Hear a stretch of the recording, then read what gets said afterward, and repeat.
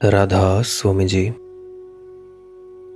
आज की सत्संग वीडियो का विषय है सचखंड कहाँ है, सचखंड में क्या होता है।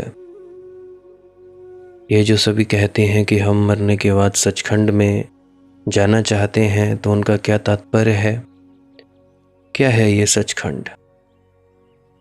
तो चलिए संत दरिया जी की वाणी के माध्यम से आज की सत्संग वीडियो आरंभ करते हैं।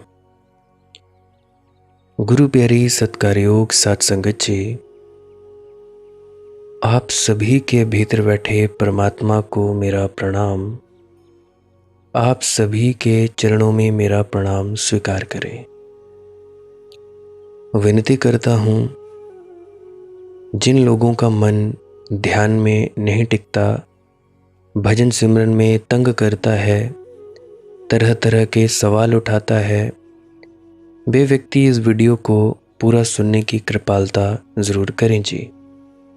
अगर वे सच में चाहते हैं कि हमारे ध्यान में या भजन सिमरन में तरक्की हो, तो इस वीडियो को पूरा अंत तक सुनने की कृपालता करें जी। अगर वे लोग ऐसा नहीं चाहते कि हमारी भजन सिमरन में ध्यान में तरक्की हो और हमारा मन भटकता रहे, तो आप जी इस वीडियो को कहीं भी बीच में ही छोड़ सकते हो। प्यारी साथ संगत जी, संत दरिया जी की वाणी है, धरती गगन पवन नहीं पानी, पावक चंद न सूर, रात दिवस की गम नहीं, जहां ब्रह्म रहा भरपूर, ब्रह्म रहा भरपूर। यह वाणी परम संत दरिया जी की वाणी है। यहाँ पे संत दरिया उस देश के बारे में बात कर रहे हैं जहाँ ब्रह्म यानी परमात्मा, पूर्ण परमात्मा है। अब सचखंड की अगर मैं बात करूं, तो सच खंड, जो खंड सच्चा है उस खंड को हम कह देंगे सचखंड। ध्यान रहे, सचखंड कोई भौगोलिक क्षेत्र नहीं है जहां तुम मरने के बाद जाओगे।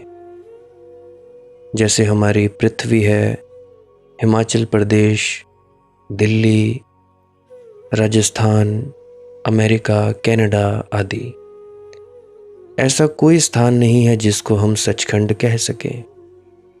पिछली वीडियोस में मैंने ये भी बताया था कि स्वर्ग नरक भी कोई भौगोलिक स्थान नहीं है। जब तुम खुशी में होते हो, जब तुम मज़े में होते हो, मौज मना रहे होते हो, तब तुम स्वर्ग में हो, अपने आपे में हो तो स्वर्ग में हो।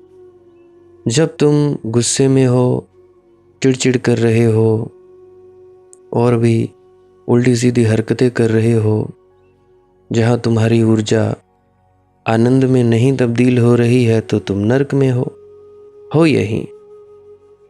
तो ऐसे ही सचखंड, सचखंड वसै निरंकार, जहाँ ब्रह्म रहा भरपूर।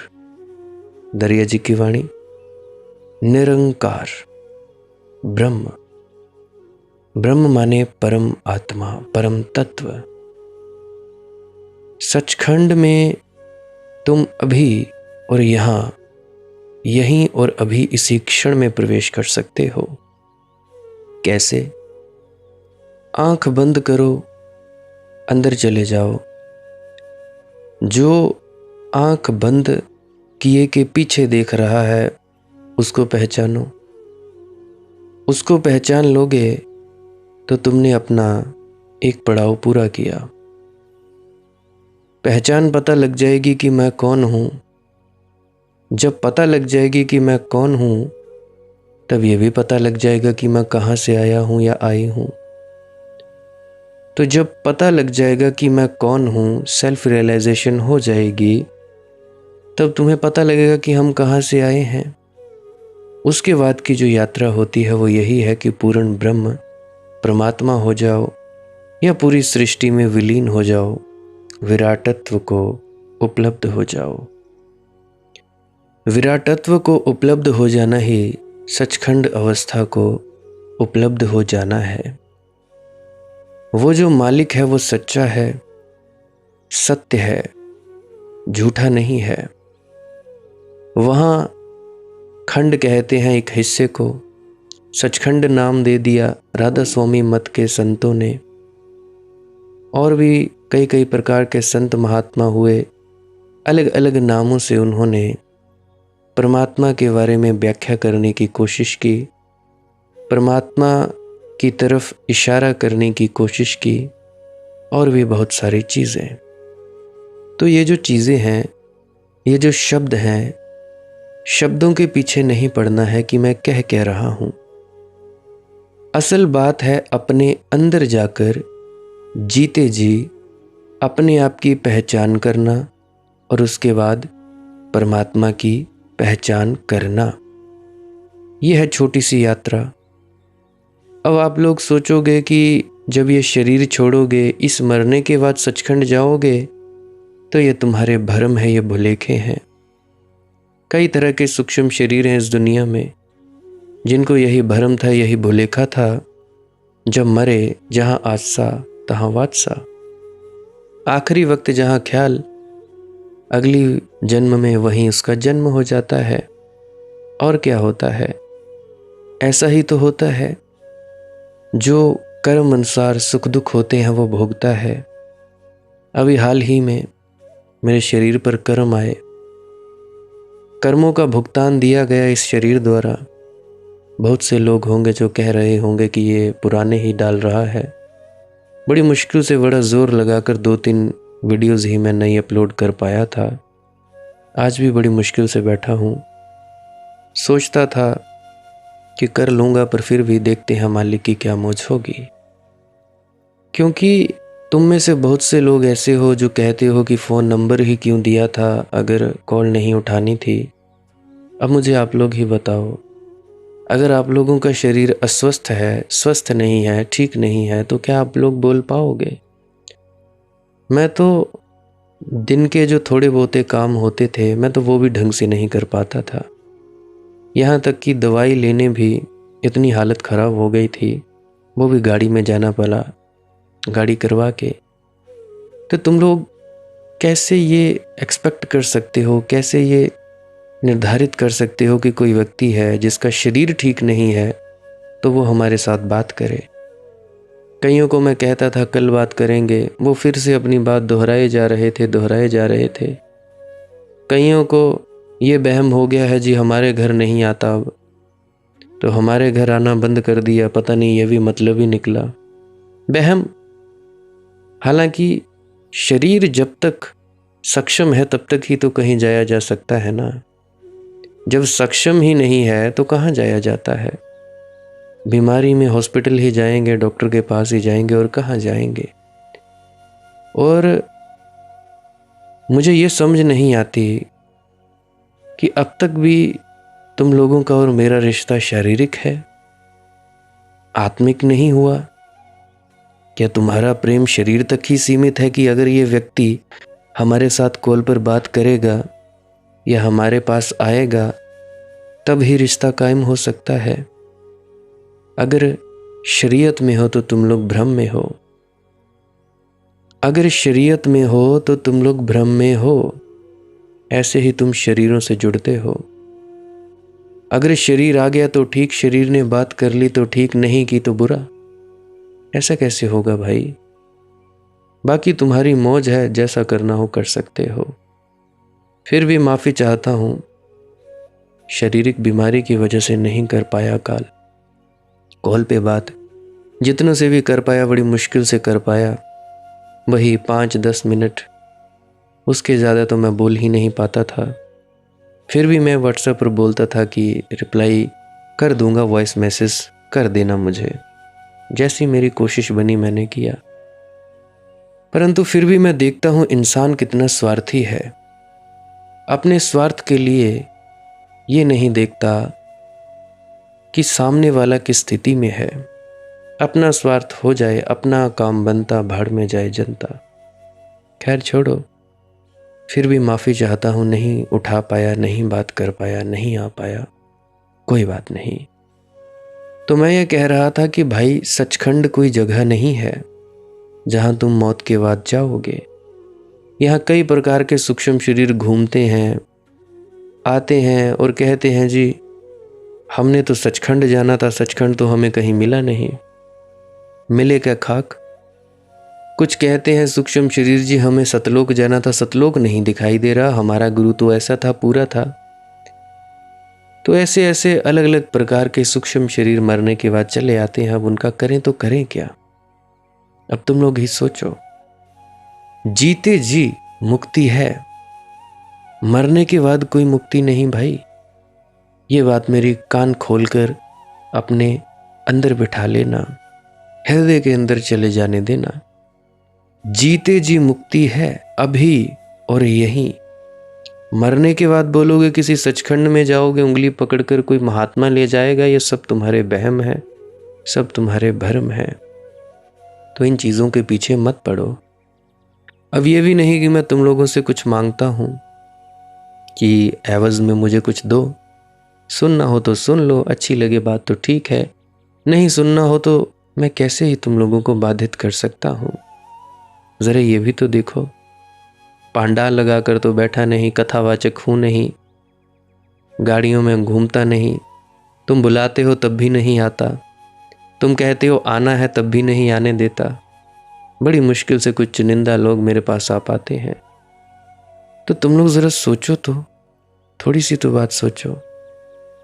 क्या कहते हैं दरिया कि जहां ब्रह्म रहा भरपूर, ब्रह्म यानी परम आत्मा, परम तत्व, कि जहां ब्रह्म रहा भरपूर वहां ना तो धरती है, ना गगन है आकाश, ना पानी है, ना पवन यानी हवा, ना अग्नि है आग, ना चांद है, ना सूरज है। अब कई लोग कह देते हैं हम ध्यान में गए जी हमें चांद सूरज दिखाई दिए। कहाँ, कौन से चांद सूरज भाई, किस चांद सूरज की बात करते थे बाबा सावन सिंह जी। आपकी दो नाड़ियां हैं, दो नाक हैं, दो नाक के छिद्र हैं, नाक एक ही है, छिद्र दो हैं। थोड़ा सा समझ लो। जो बाई नाड़ी है, बायां नाक है, उसमें से जब श्वास चलती है तो मान लो चंद्रमा नाड़ी चल पड़ी। दाईं यानी राइट हैंड वाली जो नाड़ी है चल पड़ी तो दायां नाक खुल जाता है, उसमें से सांस आती है सूर्य नाड़ी। अभी मुझे सुनते सुनते अपने नाक के आगे हाथ रख सकते हो और देख सकते हो कि आपकी कौन सी नासिका का छेद चला हुआ है, किस में से ज्यादा सांस आ रही है, बाएं या दाएं।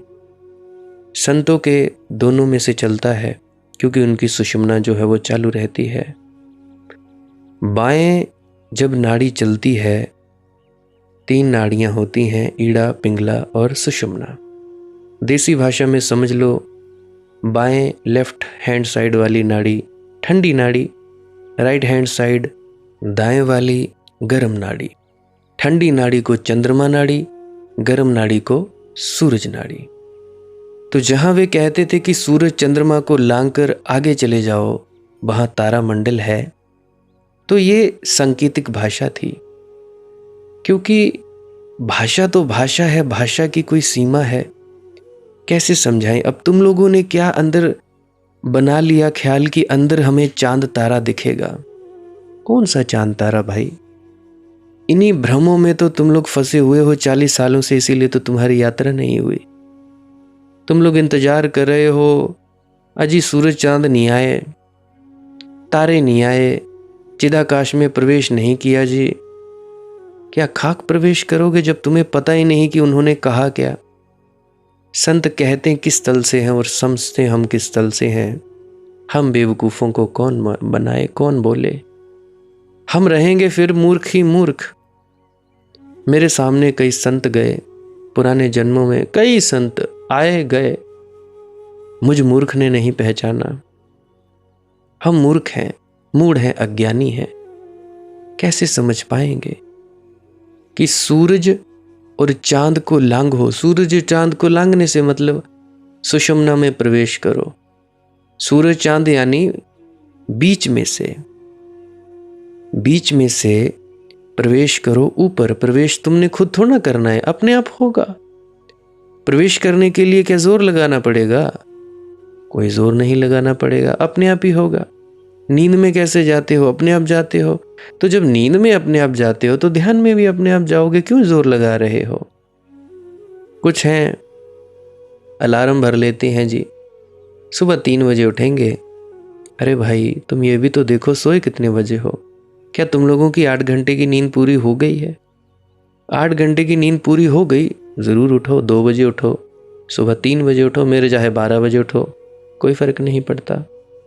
पर तुम लोग ज़रा देखो तो आजकल की भाग दौड़ की जो ज़िंदगी है उसमें तुम इतनी जल्दी अगर उठ भी जाओगे तो तुम नींद में चले जाओगे। फिर तुम्हारी शिकायत है जी नींद आ गई।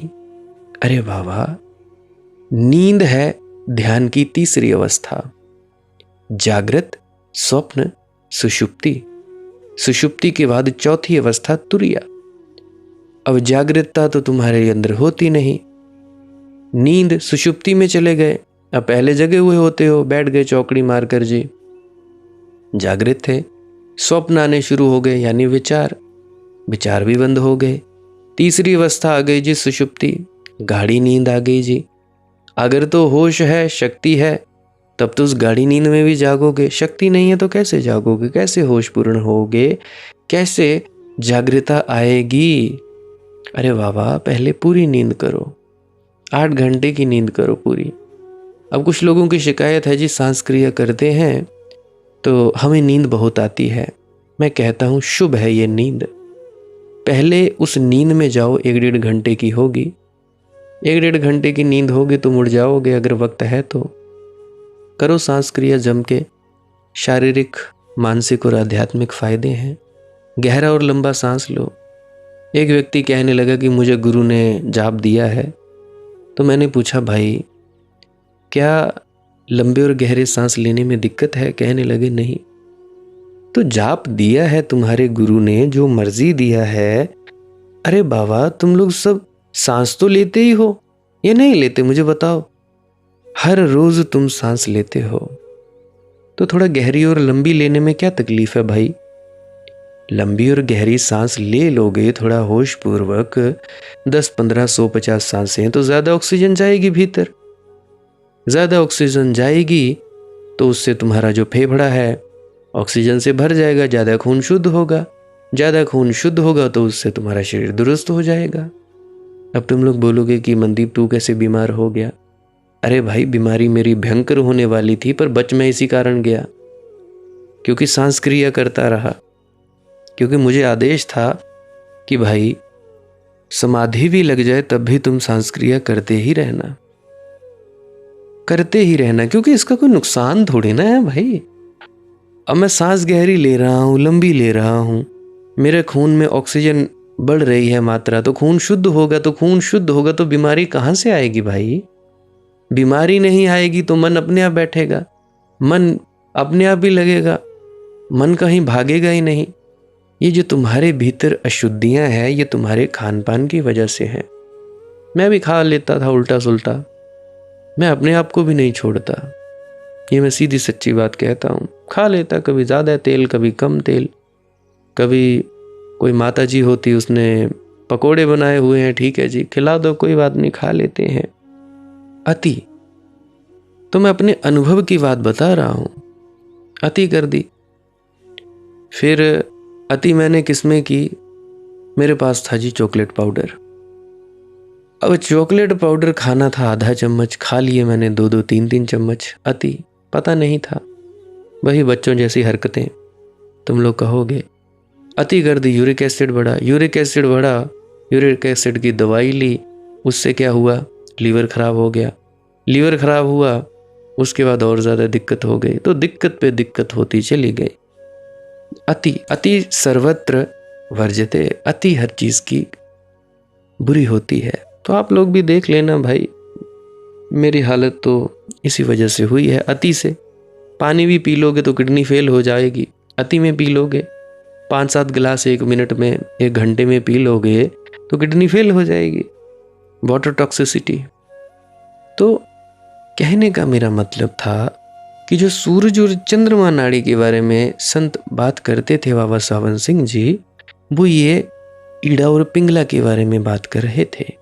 सूरज और चंद्रमा नाड़ी देसी भाषा में आपको समझा दिया।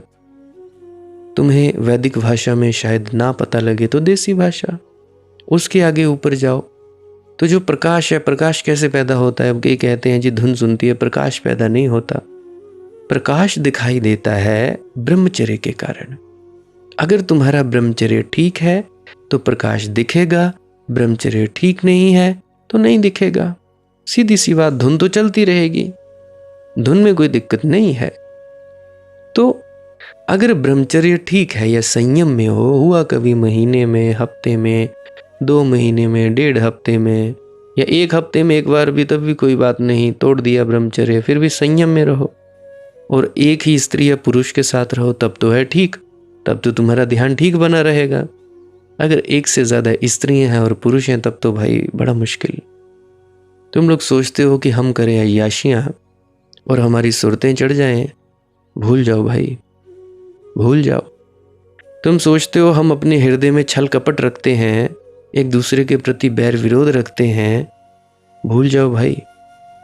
तुम अपने घर में सेवा नहीं कर सकते, घर वालों को नफरत की दृष्टि से देखते हो, भूल जाओ भाई। तुम्हारे ध्यान का फायदा क्या? क्या चाटोगे इस ध्यान का, इस भजन सिमरन का? क्या करोगे भाई? मैं तो सीधी और साफ बात तुम लोगों से पूछता हूँ। डेरे में चले गए, सत्संग सेंटर में, मंदिर, मस्जिद, गुरुद्वारा, गिरजा में चले गए, वहां पे बहुत ही बढ़िया रहते हैं।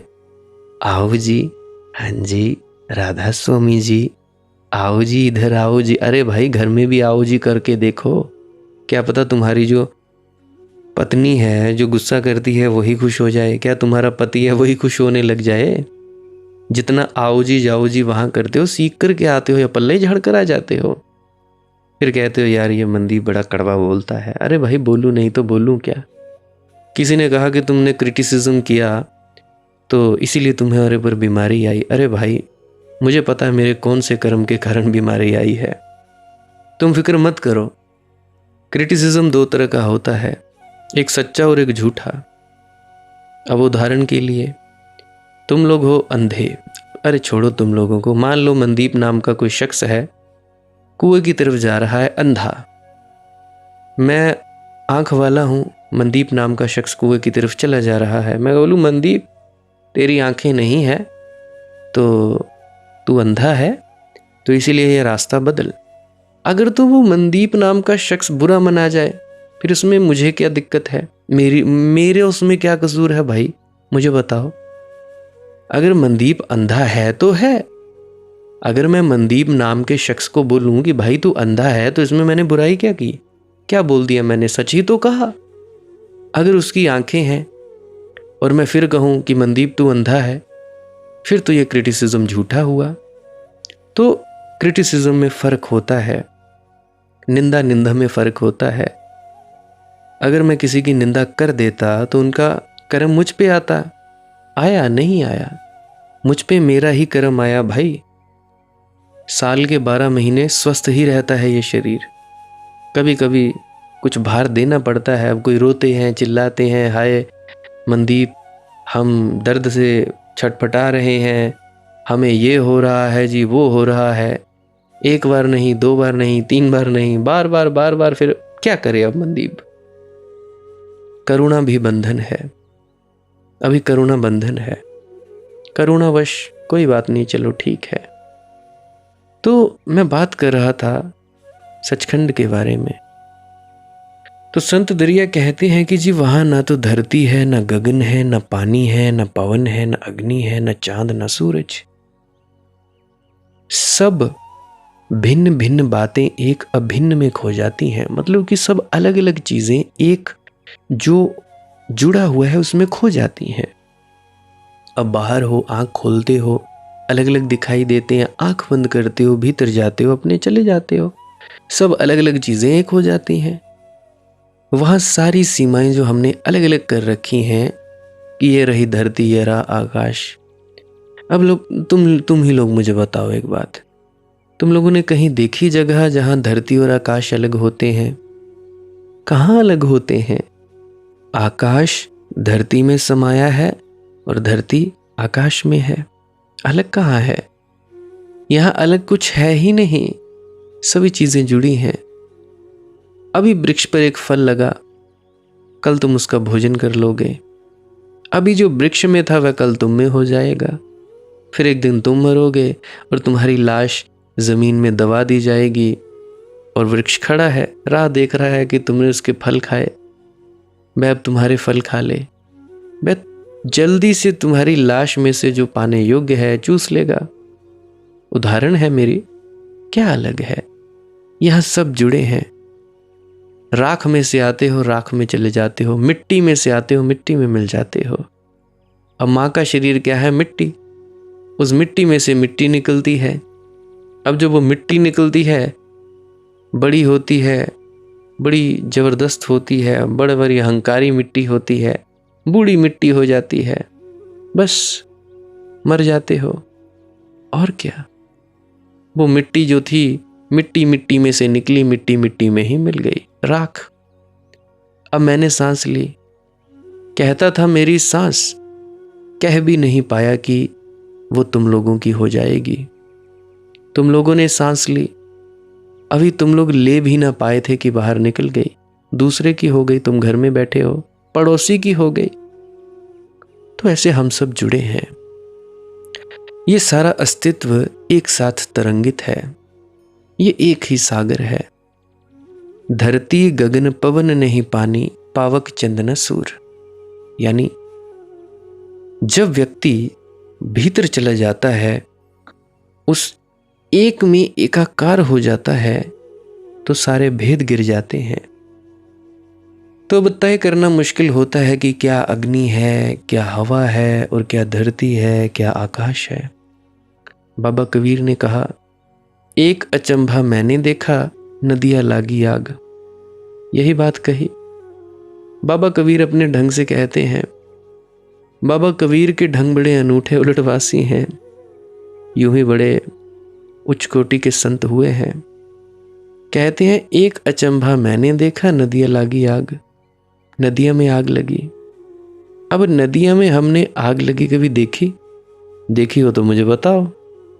तो नदी में आग लगी हमने कभी नहीं देखी, किसी ने भी नहीं देखी। हाँ, आजकल टेक्नोलॉजी का ज़माना है, पेट्रोल छिड़क दो पानी पर तो तुम लोग आग लगा सकते हो, पर अपने आप आग लगी देखी? नदियों में कहीं आग लगती है? तो बाबा कबीर ये कह रहे हैं, जिनका अभी मिलन नहीं होता है उनको मिलते देखा है, जिनको कभी मिलते नहीं देखा उनको मिलते देखा है, जीवन मौत को साथ नाचते देखा है। एक अचंभा मैंने देखा, नदियां लागी आग। धरती गगन पवन नहीं पानी, पावक चंद न सूर। रात दिवस की गम नहीं, जहां ब्रह्म रहा भरपूर। जहां ब्रह्म रहा भरपूर, ब्रह्म भरपूर है, वहां इतनी भी जगह नहीं है कि रात और दिन का द्वैत भीतर प्रविष्ट हो जाए। दो की वहां जगह ही नहीं है। रात और दिन प्रतीक हैं दो के, द्वैत के, द्वंद के। चाहे जीवन और मृत्यु कहो, चाहे सुख दुख कहो, चाहे रात दिन कहो, चाहे सर्दी गर्मी कहो, दो की वहां कोई गुंजाइश नहीं है। इतनी भी जगह नहीं है दो को कि जरा सी जगह पा पाएं और सरक जाएं भीतर। जहां ब्रह्म रहा भरपूर, जहां ब्रह्म की पूरी वर्षा होती है, वहां दो की कोई जगह नहीं। वहां बस एक है, पलटू एक ही एक है, दूसरा ना ही कोई। दादू दूजा कोई नहीं, दूजी मन की दौड़। कई दफा मैं फरमा चुका हूं यही बातें उनकी। शवे फुरकत में सदा माइले बेदाद रहे। मूरित ए जुल्मो सितम खस्ता ओ बर्बाद रहे। इश्क के गम में सदा बादिल ए नाशाद रहे। हालत ए रंजो अलम क्यों ना हमें याद रहे। आँख से लखते जिगर हमने टपकते देखे। तेरे हर रंग में एक नाच है, रानाई है। नक्श हर दिल में तेरे सूरते ए रखताई है। देखता हूँ जिसे मैं वह तेरा सौदाई है। एक आलम तेरे इस हुस्न का सौदाई है। जिस पे मोती से पसीने के चमकते देखे, मेरे दिल में निहा आतिश ए उल्फत तेरी। मेरे रग रग में है पैवस्ता मोहब्बत तेरी। मैं समझता हूँ अदाएं हैं कयामत तेरी। मुझ पे रोशन है हकीकत तेरी, ताकत तेरी। अश्क ने जो तेरी महफिल में छलकते देखे, साकिया जामे मैं ए वसल पिला दे मुझको। है ना। ये जो हल्का हल्का सुरूर है, ये तेरी नजर का कसूर है कि शराब पीना सिखा दिया, कि शराब पीना सिखा दिया। शराब ये मत समझना ठेके वाली, सस्ती सस्ती और गंदी। हाँ, महंगी शराब चढ़ती है एक बार तो उतरती नहीं। ये जो हल्का हल्का सुरूर है, ये तेरी नजर का कसूर है कि शराब पीना सिखा दिया। तेरे प्यार ने, तेरी चाह ने, तेरे प्यार ने, तेरी चाह ने, तेरी बहकी बहकी निगाह ने मुझको अपना बना लिया, कि मुझको शराबी बना दिया। शराब कैसी, खुमार कैसा, ये सब तुम्हारी नवाजिशें हैं। पिलाई है किस नजर से तूने, कि मुझको अपनी खबर नहीं है। ये जो हल्का हल्का सुरूर है, ये तेरी नजर का कसूर है कि शराब पीना सिखा दिया, कि शराब पीना सिखा दिया। साकिया जामे मैं ए वस्ल पिला दे मुझको। ओ साकी, मिलन की मदिरा मुझे पिला दे, मिलाप की मदिरा मुझे पिला दे। जहां गले लगना घटित हो जाए, आलिंगन घटित हो जाए, जहां हम मिलें और एक हो जाएं, ऐसी शराब मुझे पिला दे। हल्का हल्का सुरूर है भाई। साकिया जाम ए मैं ए वस्ल पिला दे मुझको। जैसे दो प्रेमी किसी प्रेमिका के गहन क्षण में एक हो जाते हैं, वसल ऐसा घट जाए, ऐसी बेहोशी मुझे पिला दे। क्योंकि मेरे होश में तो ना घटेगा, मेरे होश में तो ना घटेगा भाई। मेरे होश में तो मैं दूरी बचाए रखूंगा। साकिया जाम ए मैं ए वस्ल पिला दे मुझको। होश लेकर अभी दीवाना बना दे मुझको। ये होश तो महंगा है भाई, ये तू ले ले। ये होश तो तेरी मुश्किल है, ये तू ले ले। परमात्मा ले ले। इस होश के कारण ही तो मैं अलग अलग बना हूं, ये तू ले ले। ये होश की समझदारी मुझसे छीन ले। मुझे बेहोशी की नाज समझी दे दे। दे दे भाई, भक्त ने यही मांगा है सदा। मुझे बेहोशी की नाज समझी दे दे। ये समझदारी तू ही रख, ये तू ही संभाल। अब कई दफा कई लोग मुझे कह देते हैं कि मनदीप तू मूर्ख था, तुझे पता नहीं लगा। अरे भाई, बुद्धि तो रही नहीं, थोड़ी बहुत काम करती है, समझदारी तो छोड़ दी। समझदारी छोड़कर ही तो ये हुआ। समझदारी नहीं छोड़ता तो ये कहाँ होता। तुम लोग कितने समझदार हो, कहाँ हो पा रहा है।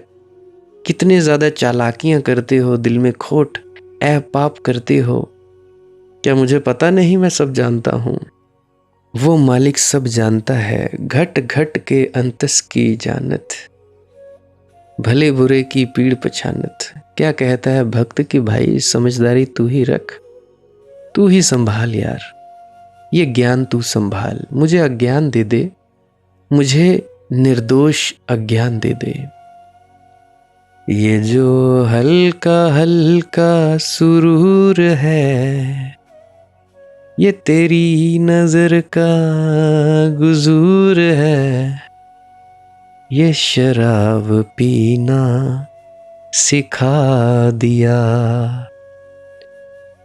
अगर तुम परमात्मा की महफिल को गौर से देखो तो सब तरफ तुम्हें मदिरा, शराब छलकती हुई दिखाई पड़ेगी। सिर्फ आदमी चूक जाता है, अश्क ने जो तेरी महफिल में छलकते देखे। फूल में उसकी मदिरा, पक्षियों के कंठ में उसकी मदिरा, शराब।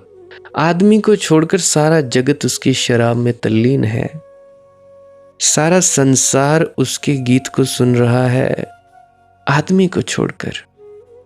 अब समझ नहीं आता कि आदमी को क्या अड़चन है भैया, आदमी को क्यों ऐसा दुर्भाग्य है?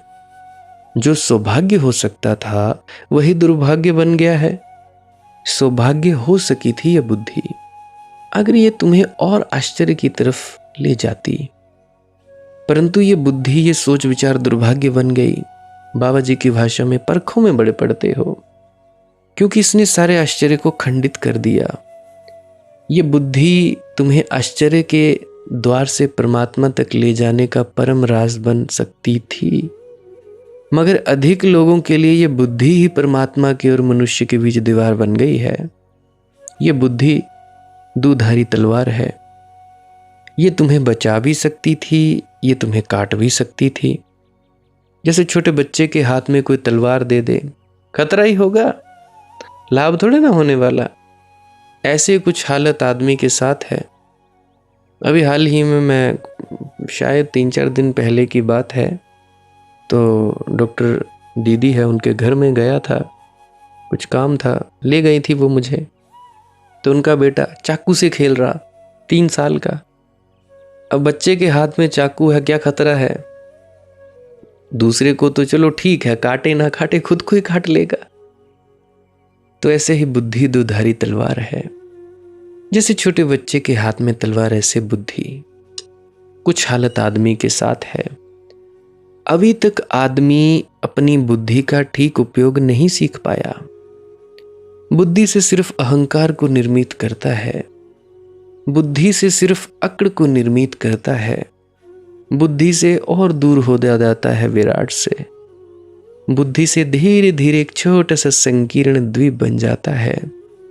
महाद्वीप हो सकता था, मगर वह महाद्वीप होना तो सिर्फ विराट के साथ ही घटता है, विराट परमात्मा के साथ।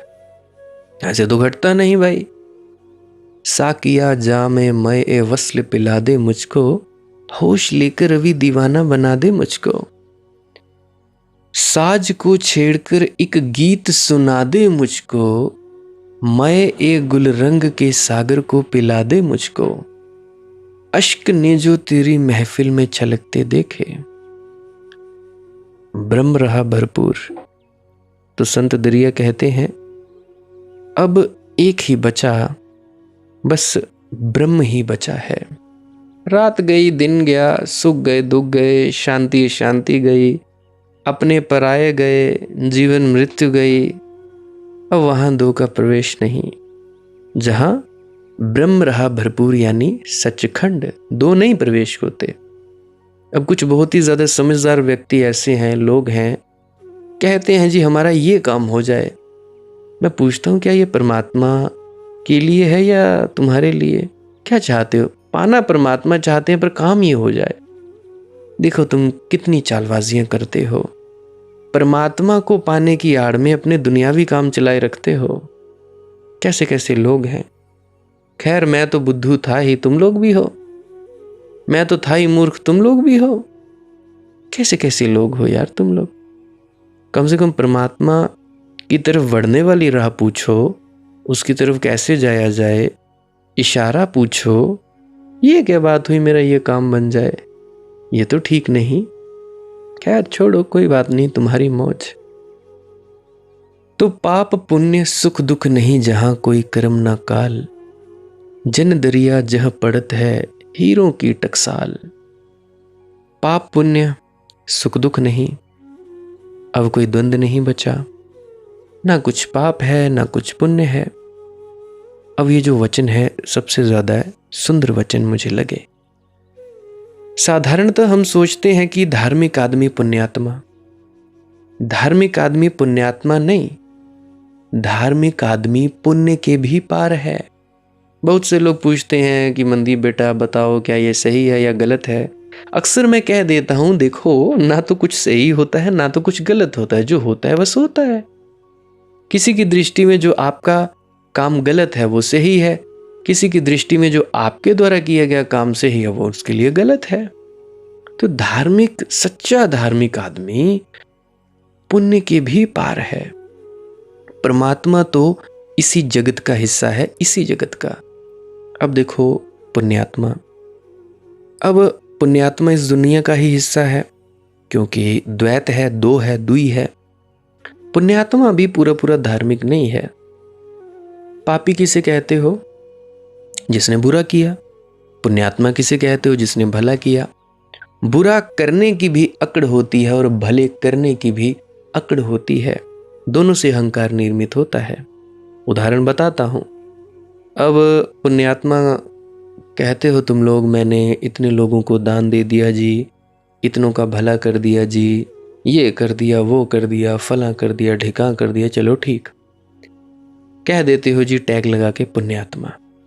अभी थोड़ी देर पहले, शायद 7-8 बजे, जहाँ से मैं दूध लेके आता हूँ, आंटी ने भैंसें रखे हुई हैं, तो उनके जो घर वाले हैं, तो मैं सिलेंडर देने गया था उनके घर पे।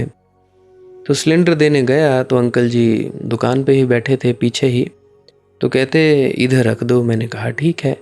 तो वहाँ पे उनके साथ, अंकल जी के साथ, जो आंटी जी के घर वाले एक और व्यक्ति बैठा था, वो अपनी बताए, मैंने जी इतने लोगों के साथ दंगा फसाद किया, मैंने ये कर दिया, मैंने टीचर्स को थप्पड़ मार दिया, अध्यापकों को मैंने सिर फाड़ दिए, मैंने टांगे तोड़ दी, मैंने ये कर दिया। तो ये क्या है? ये बुरे की अकड़ कि मैंने किया, मेरा देखो, मैंने तुमसे बड़ा किया, मैंने शराब पीकर ये कर दिया। अकड़।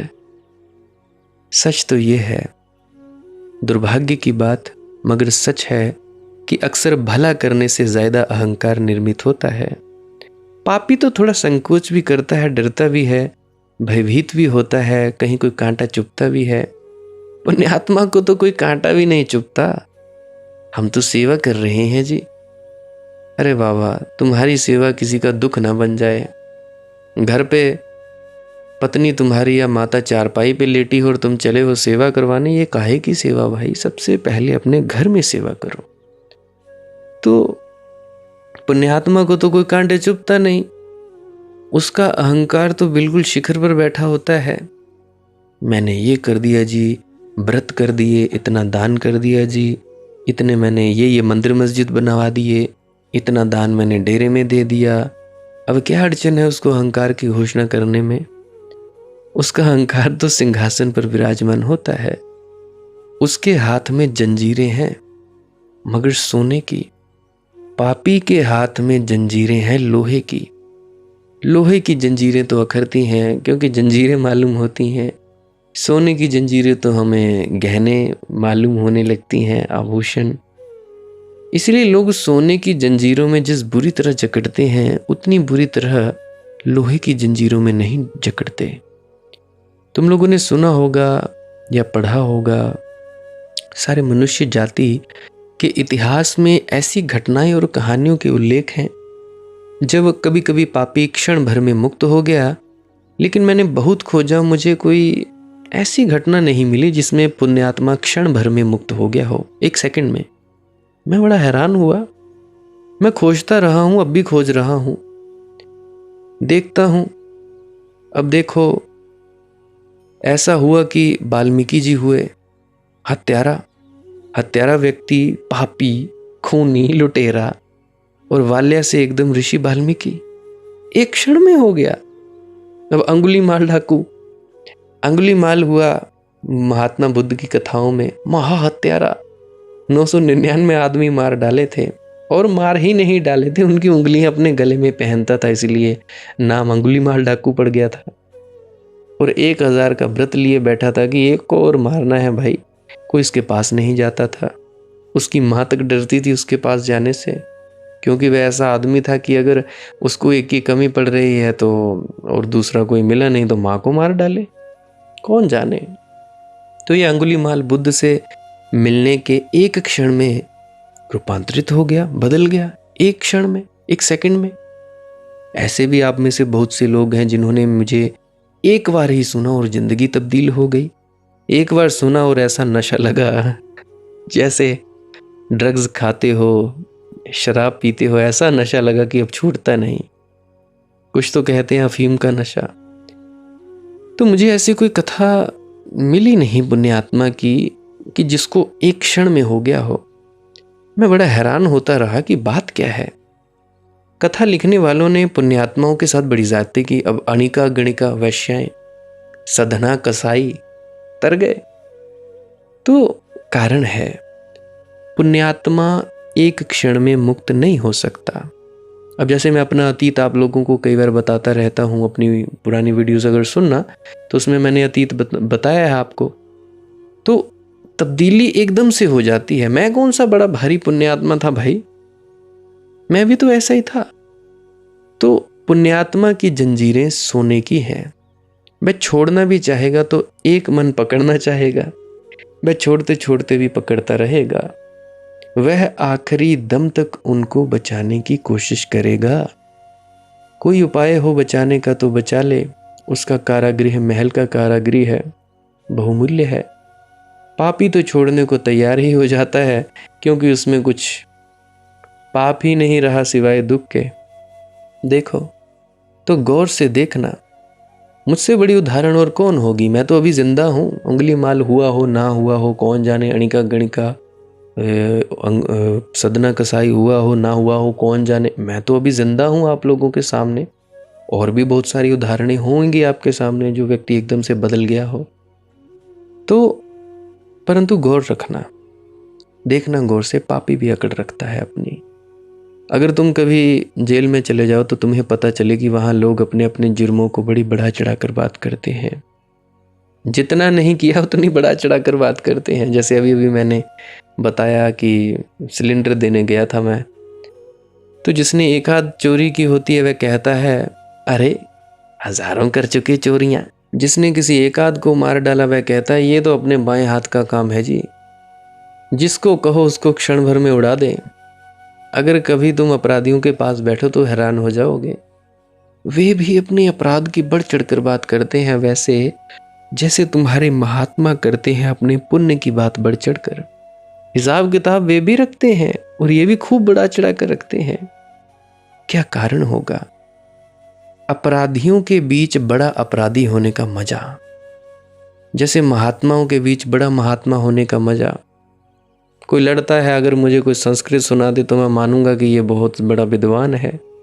ऐसे ही आपस में बेफालतू जीवों की लपालप बकवास कोरी। तो बात तो वही है ना, तर्क तो वही है, गणित तो वही है, तराजू वही है, मन वही है। अगर यही होड़ लगी हो कि कौन सबसे बुरा आदमी है तो तुम सबसे ज्यादा बुरा आदमी होना चाहोगे। अगर ये होड़ लग जाए कि कौन सबसे भला आदमी है तो तुम सबसे भले आदमी होना चाहोगे। जो होड़ लग जाए उसी में आदमी पड़ जाता है।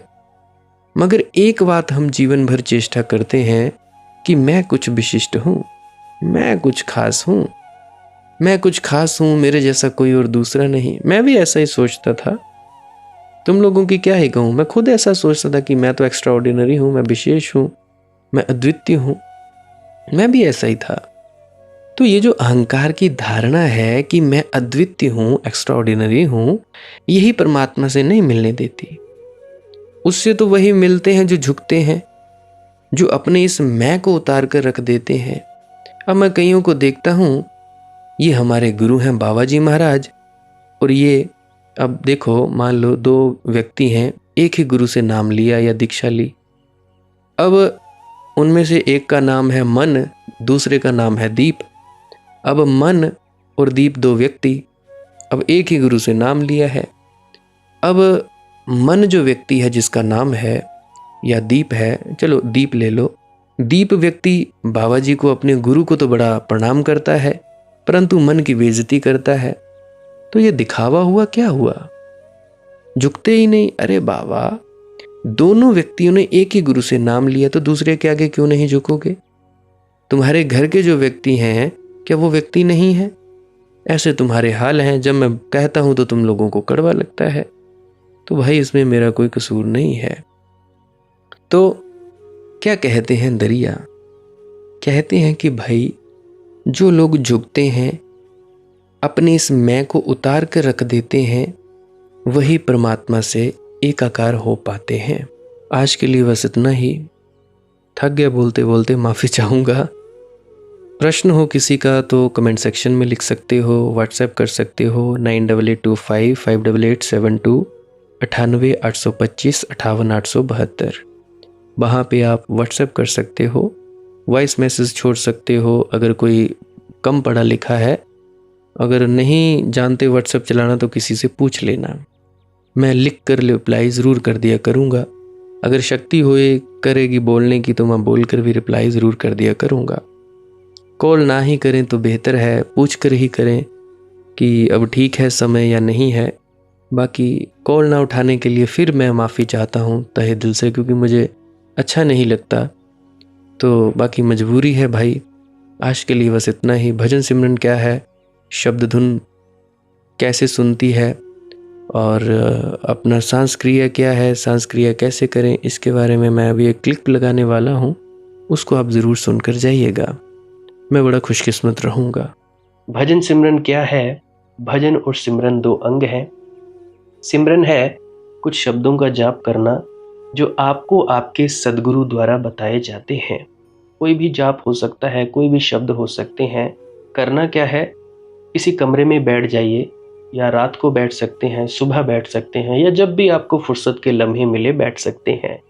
तो जब बैठें तो शरीर को बिना हिलाए डुलाए बैठना है। जो बैठ नहीं सकता तो वो लेट जाए, जो चौकड़ी नहीं मार सकता वो टांगे सीधी कर ले।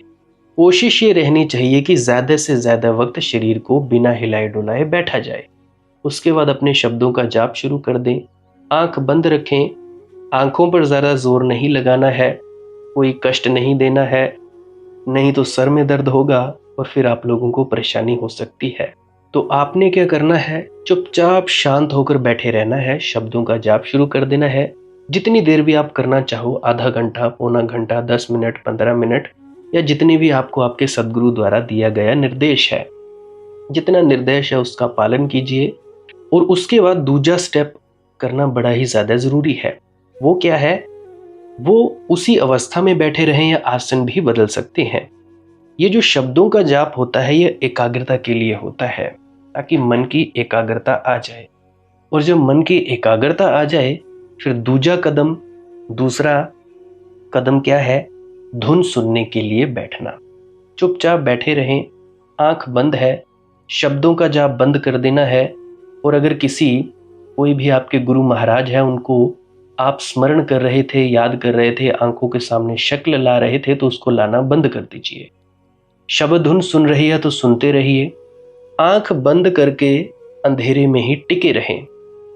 टिके रहना है, और ये इच्छा नहीं करनी है कि कुछ दिखे, कहीं पहुंचा जाए, परमात्मा को पाना है, ये करना है, वो करना है। याद रखें, ना कुछ समझना है, ना कुछ देखना है। ऐसे ही अज्ञानी होकर इसी अंधेरे में पड़े रहें। इसी अंधेरे में पड़े रहना है बस। उसके बाद जो होगा सो होगा। और अगर कोई अनुभव हो भी गया, तो इससे ये नहीं कि अगली बार फिर से कामना करनी है कि ये वैसे ही हो।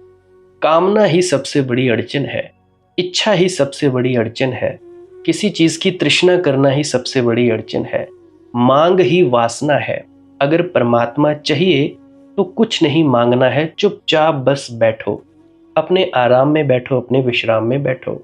धीरे धीरे धीरे वो होगा जो होना चाहिए।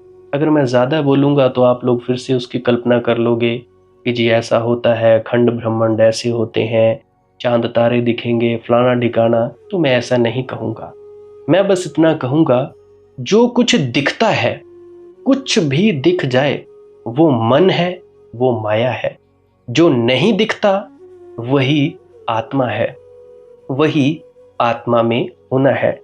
अब जैसा कि तुम लोग इसी अंधेरे में टिके रहोगे, टिके रहोगे, टिके रहोगे, तो कुछ दिनों के बाद या महीनों के बाद एक प्रकाश आएगा। वो प्रकाश पूरे शरीर में फैलता जाएगा और धीरे धीरे तुम इस प्रकाश के सहारे अपने आप में स्थित होगे।